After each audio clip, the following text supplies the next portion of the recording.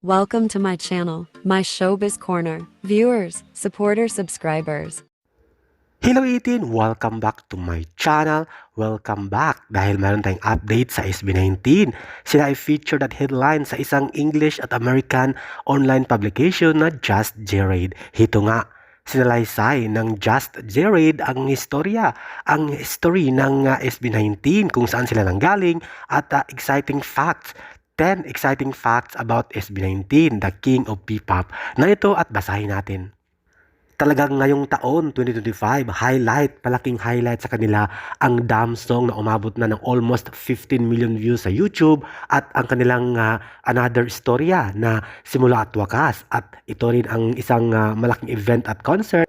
Final Trilogy na Simula at Wakas ng SB19.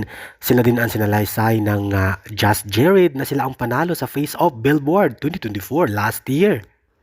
Adobo ang famous dish ng Pilipinas, subalit ang SB19, ang kanilang paborito ay sinigang na ulam, sinigang na food ang kanilang paborito.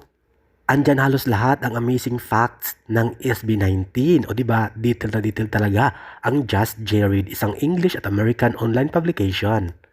Ayon sa research, kauna-unahang Filipino artist ang SB19 ang covered at featured at headline sa Just Jared, isang Filipino king of P-pop. Kaya naman made history talaga ang ating boys SB19 sa pagiging headline sa Just Jared. Kaya naman maraming salamat.